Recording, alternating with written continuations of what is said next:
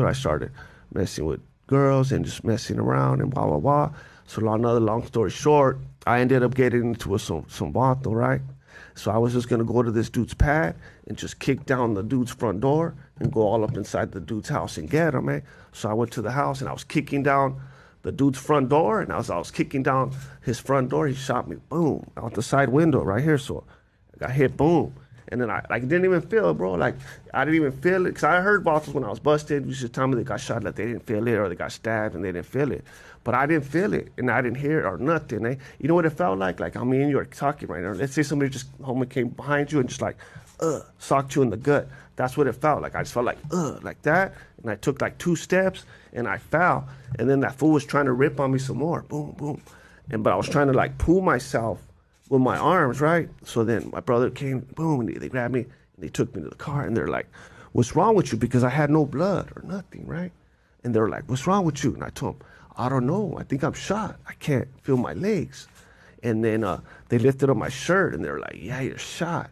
And the reason why, because the bullet, it went through my lung and it went into my spine. Like I still got the bullet. I still got the bullet in my spine.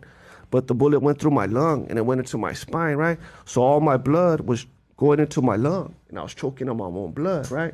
So as soon as they told me that you're shot, I was like, oh man. I admit, bro, I got scared, eh? When they told me you're shot, I was like, oh man. So I tell myself, hang on for the ambulance, right? So then the ambulance comes and the cops and all that, they're all on me.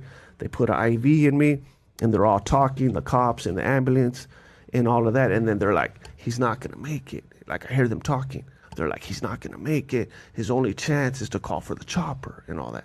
So they tell me, we're going to call the chopper, airlifting you and this and that, hang on. So I start telling myself, man, hang on for the chopper now.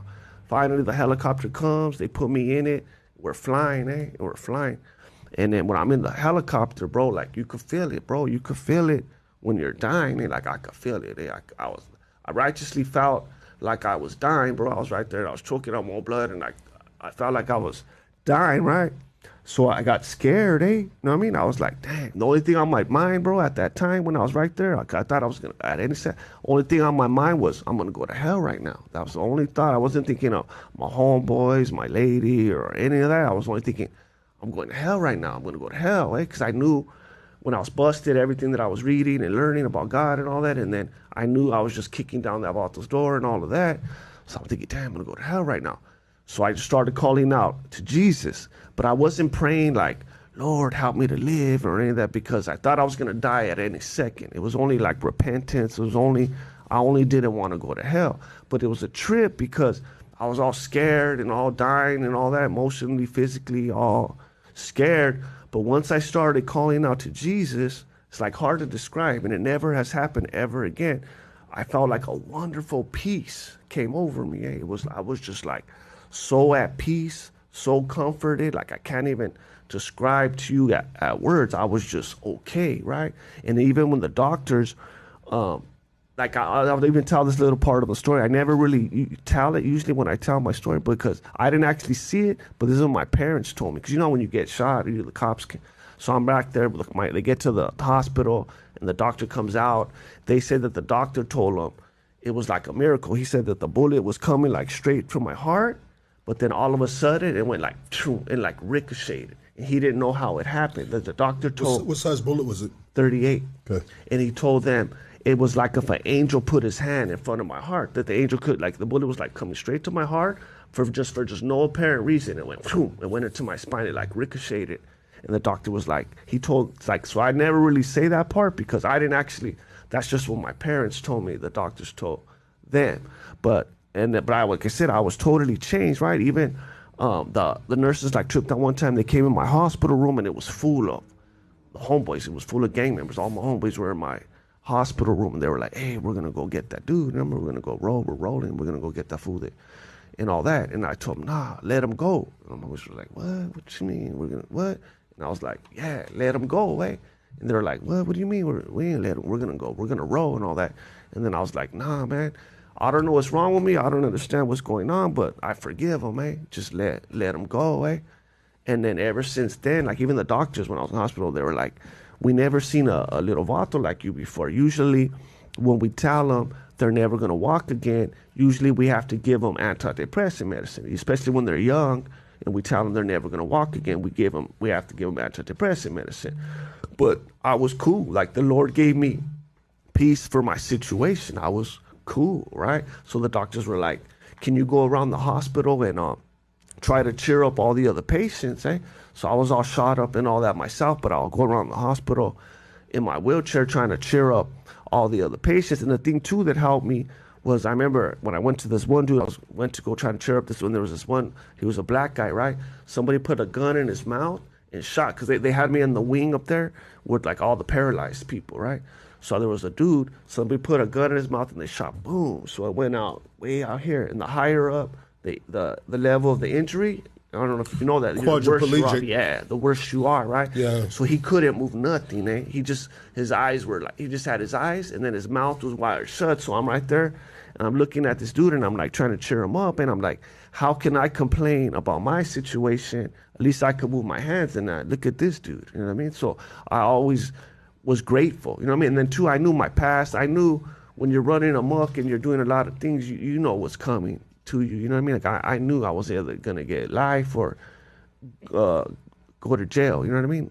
That I knew that was what I was headed for. So I always looked at it as a blessing, eh? You know what I mean? So then after that, I ended up started going into little juvenile halls, eh? I was going to juvenile halls, doing Bible studies with all the little kids in there, and they loved me, eh? Because I should tell them I used to be like these little kids, you know what I mean? I was in YA, PIN, all that, blah, blah, blah. So the God was using me in that, and I started going.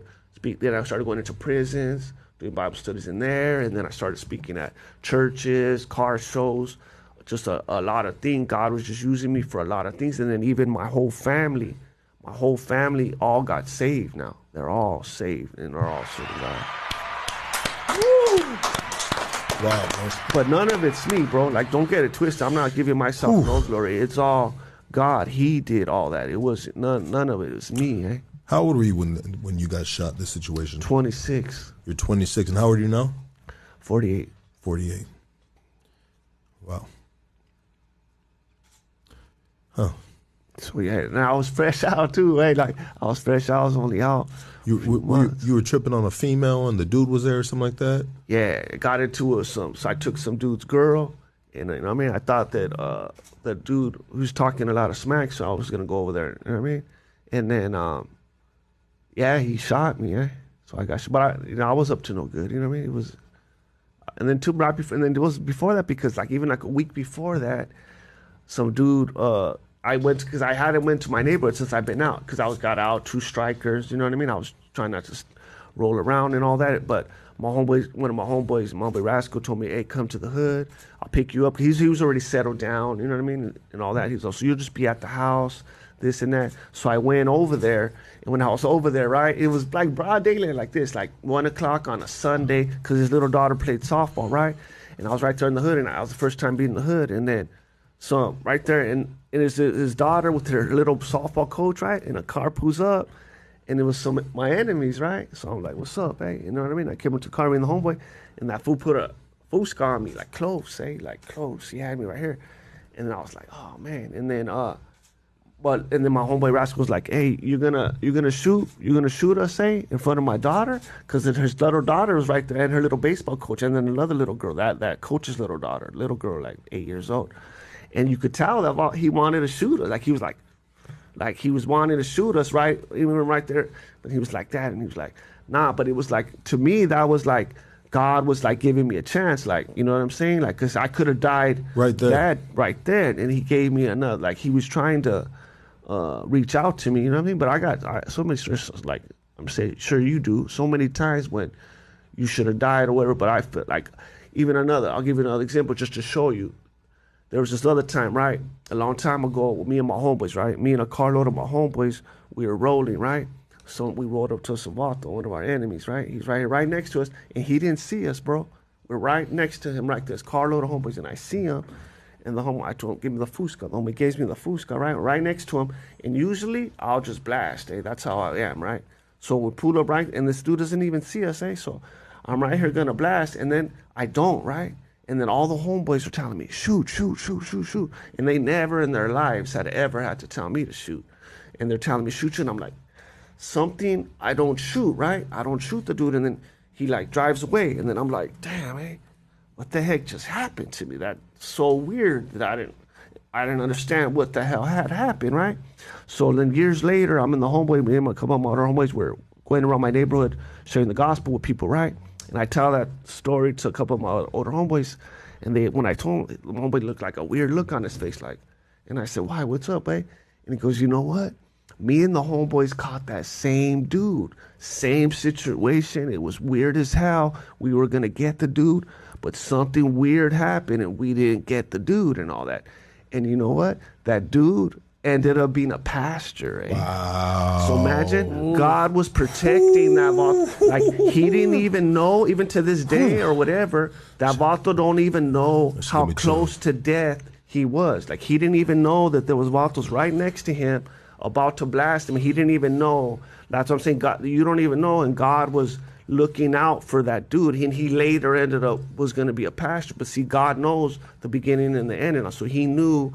That's like me. He didn't look at me as low life gang member from Puente, whatever. He's seen the end process. You know what I mean? God sees what I will become. He sees me now sharing the gospel. And that's why I'm never ashamed. Like I've been at the White House, I've been wherever, and I'll tell them, I don't ever try to act from Harvard or whatever. I act straight, talk like this, everything. I act completely the same because I ain't ashamed. I say that's where I came from. You know what I mean? But God's the glory.